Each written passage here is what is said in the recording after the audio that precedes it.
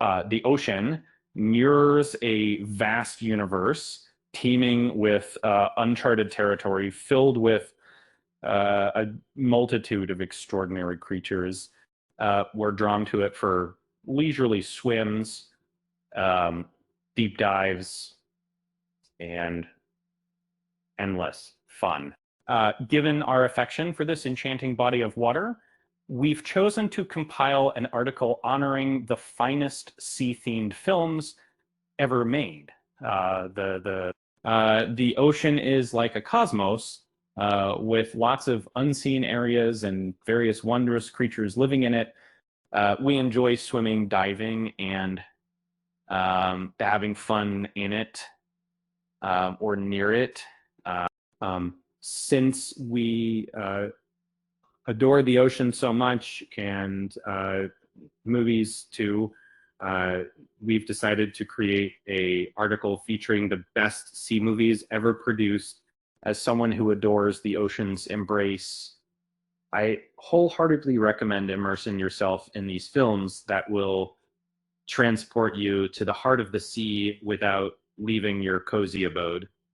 And they offer a captivating experience, bringing the soothing rhythm and enchanting beauty of the sea right into your living room until it's time for your next real life encounter with the ocean waves. So let's check out the best sea movies of all time and The Far Side of the World, which is creating in increased changes of the war, including most of this in the year 1805, Europe was primarily under Napoleon's control, with his total conquest being hindered only by the formidable British Royal Navy. And Captain Lucky Jack Aubrey, portrayed by Russell Crowe, commands the HMS Surprise, a warship assigned to either destroy or seize the French vessel Acheron. This French ship has been causing significant harm to the British fleet for several weeks.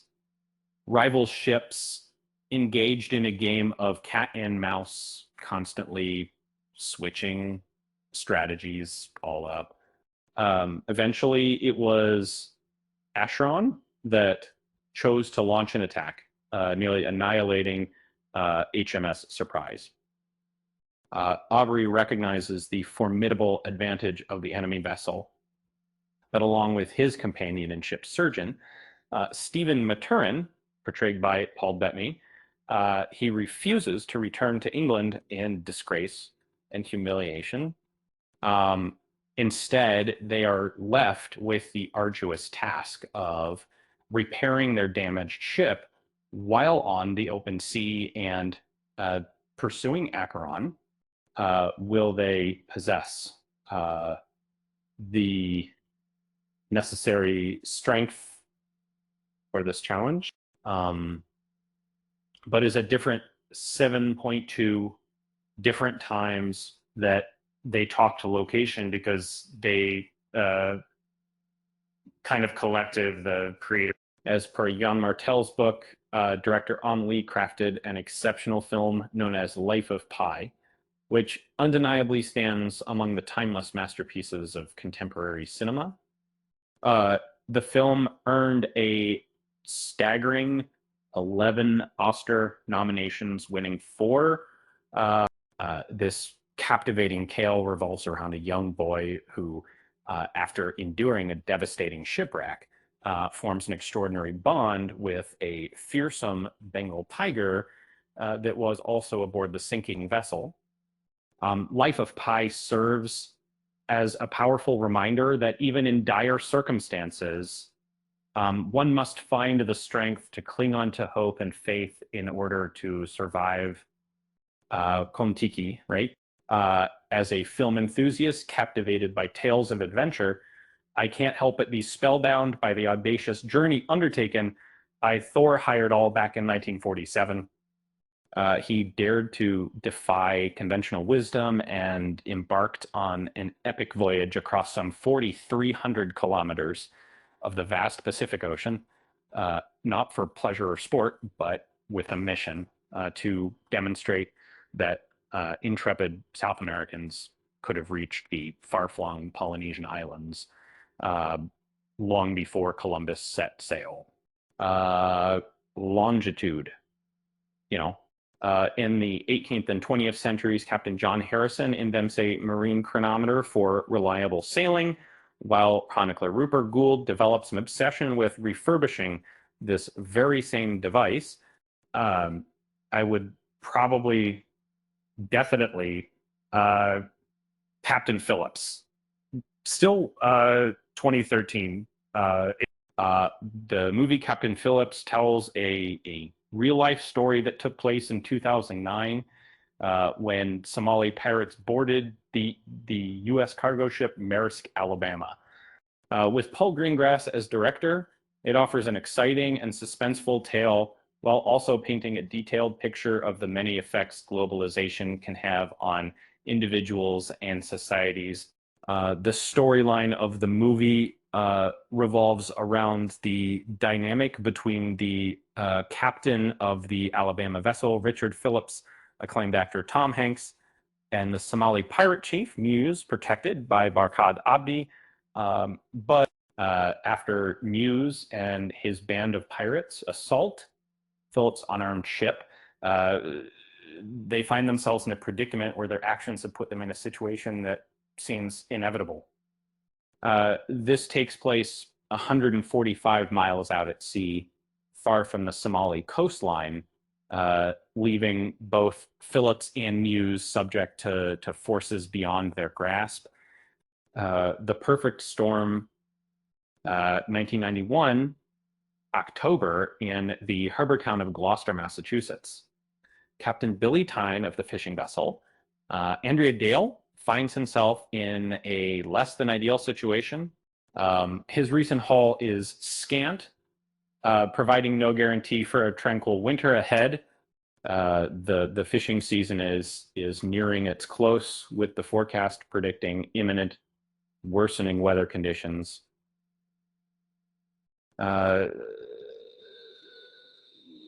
To make matters worse, Billy has been at odds with shipowner Bob Brown, displeased by the last catch's yield. Billy thus determines to embark on a voyage again to recoup lost moments. Accompanying him are his team, the green behind the ears Bobby, who faces opposition from his girlfriend Christina for this new journey, Dale, J.C. Riley, freshly divorced and grappling with separating from his son, and 4 other fishermen.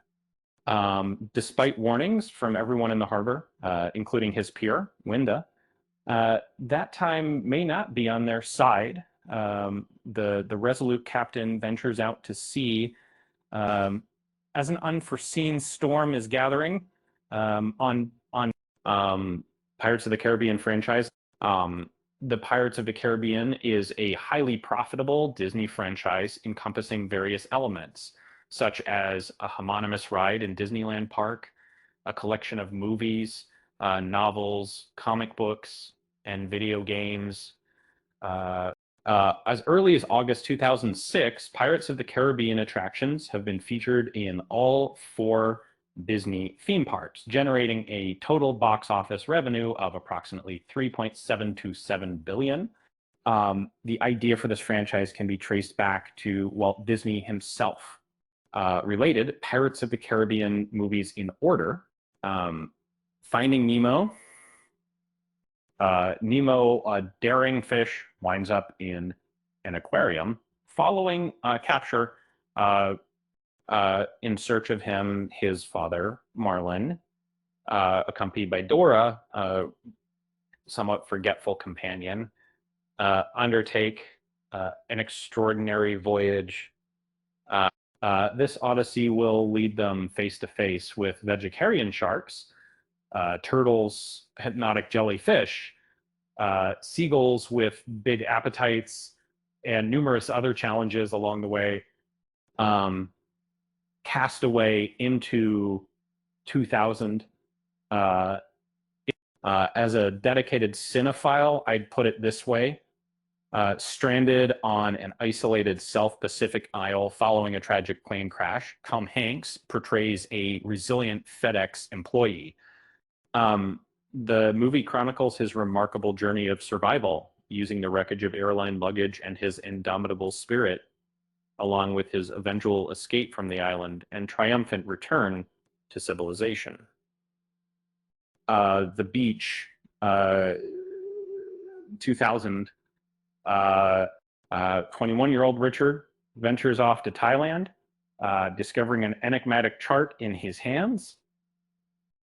It's whispered that this map points to a secluded heaven by the shore, offering a haven of tropical tranquility. Thrilled and curious, he embarks on a quest to uh, uncover its whereabouts. Moana, 3,000 years ago, the seafarers who ruled the oceans sailed across the colossal Pacific Ocean, uncovering an abundance of Oceania's islands. However, after that period, their voyages came to a halt for a millennium, leaving us puzzled about the reasons behind this long silence. Titanic, 1997, 18-year-old noble youth develops affection for a cherished yet impoverished artist. Aboard the opulent and sorrowful RMS Titanic, the film chronicles their brief and heart-rending journey on the ocean. Jaws, 1975. The narrative opens with an iconic event where a massive white shark brutally preys upon a young woman, causing unease and apprehension to spread throughout a humble coastal community that heavily relies on income from tourists. Deep Blue Sea and the ocean, a team of researchers are conducting their work aboard a submerged laboratory on the brink of a groundbreaking discovery: an Alzheimer's treatment derived from shark brain tissue. However, they will learn the hard way that both societal and natural laws must never be transgressed, for the consequences can be lethal. Yet, without notifying the rest of the team, project leaders Susan McAllister and Jim Whitlock employed clandestine genetic engineering methods to swell the brains of the monitored sharks in order to yield impressive outcomes swiftly. During a fierce sea storm, the team's triumph over the expedition, the sharks manage and ultimately succeed to break free from their enclosures, suggesting they may have done so through increased intelligence as a group. To preserve their lives, scientists, under the guidance of Hunter Carter Blake, Thomas Jane, and Chef Preacher, must ascend to the surface expeditiously. Aquaman, in the movie Aquaman, we follow the journey of young Arthur Curry as he uncovers his destiny. He's actually the future ruler of the underwater realm of Atlantis.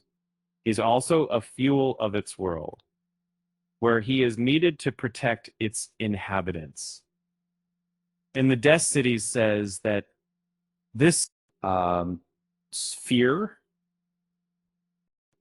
deep beneath the ocean, a spaceship encrusted with coral growth over 3 centuries, has been unearthed. The startling revelation from the expert team is that this underwater find is an American time-traveling spacecraft. Using this vessel, they found a way to enter a metallic sphere within it, which grants them extraordinary abilities. The Big Blue,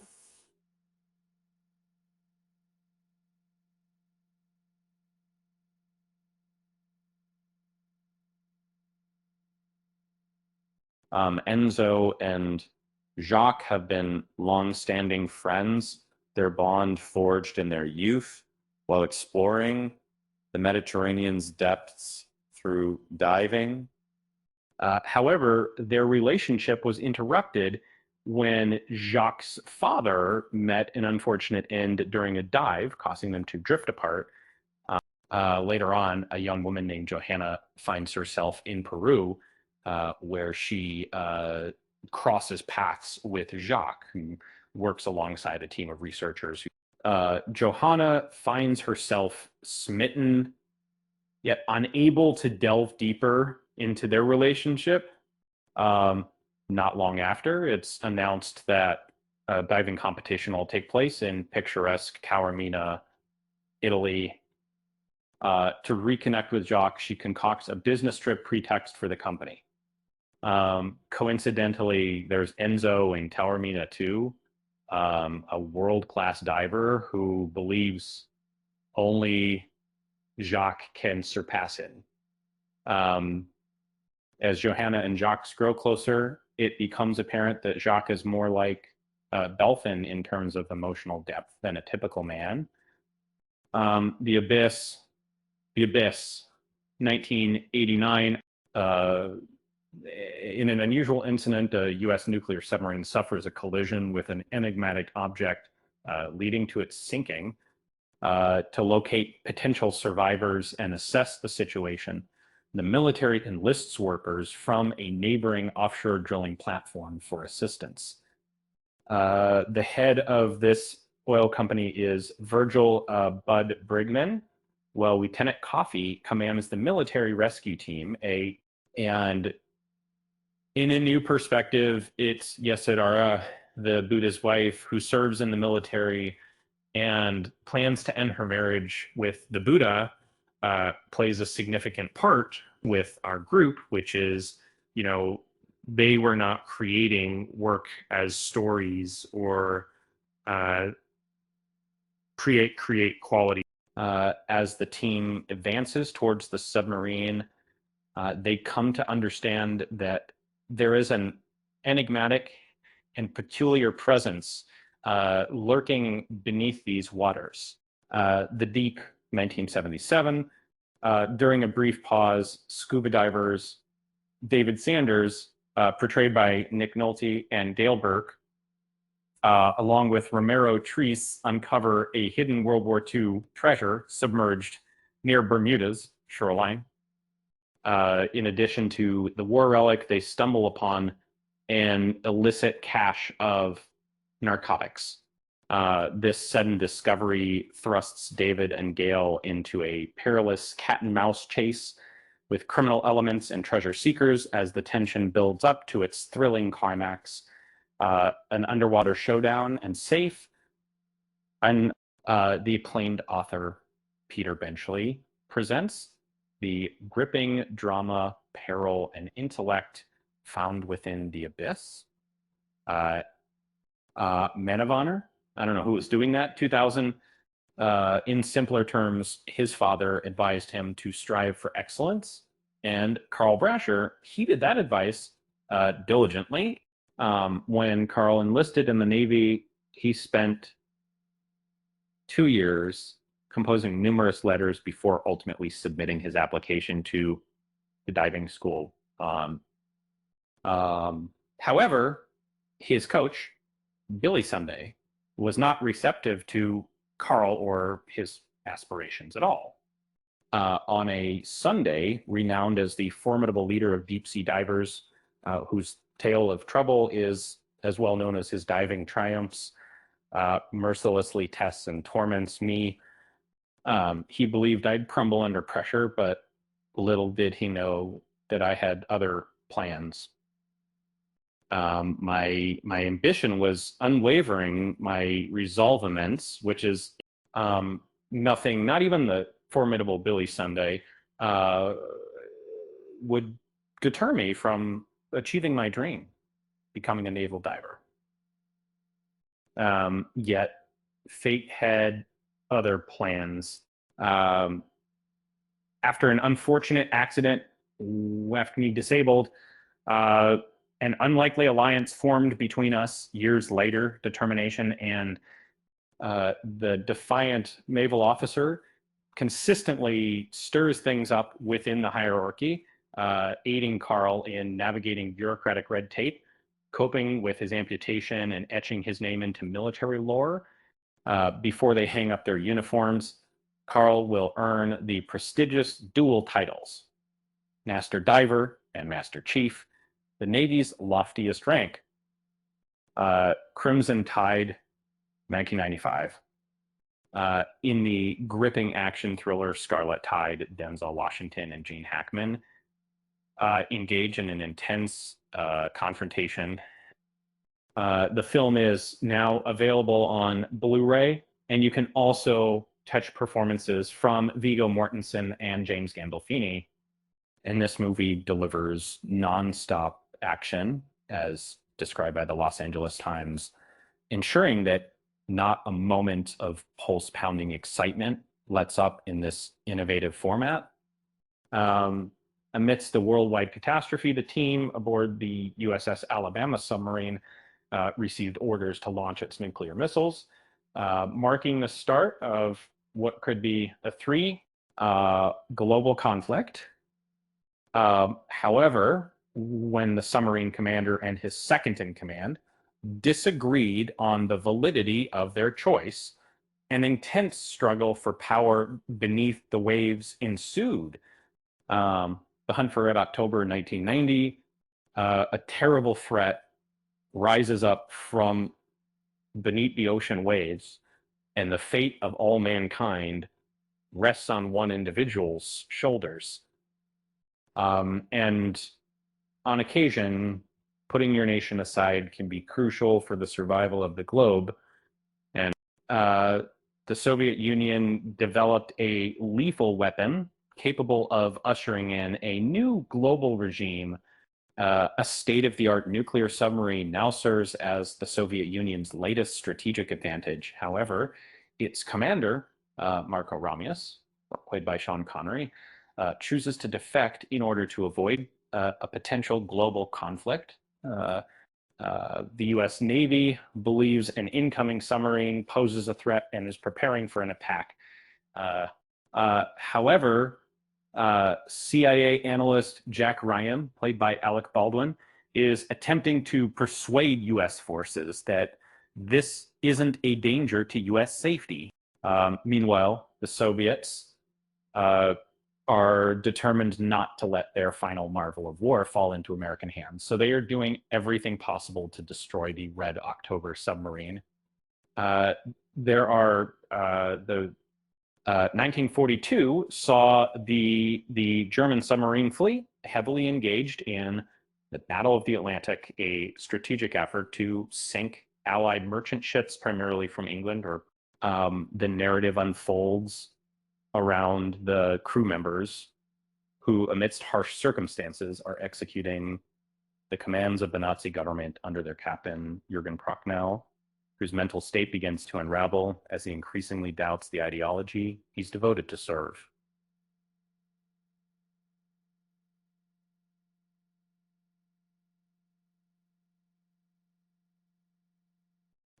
In The Heart of the Sea, 1820 serves as the backdrop for the movie In the Heart of the Sea, which narrates the ordeal experienced by the crew of the ship Essex after they embarked on a quest to find a giant whale. The thrilling tale was initially shared by the lone survivor of that voyage decades later to a young writer. All is Lost 2013. In the heart of the Indian Ocean, a sailor stirs from sleep as water floods his vessel to sea. Upon investigation, he realizes that during the night his sailboat had crashed into a drifting shipping container left abandoned. As he works to fix the hull damage, he laments the destruction of his radio and cell phone. A storm is brewing ominously on the horizon, or as the 20,000 leagues under the sea, 1954,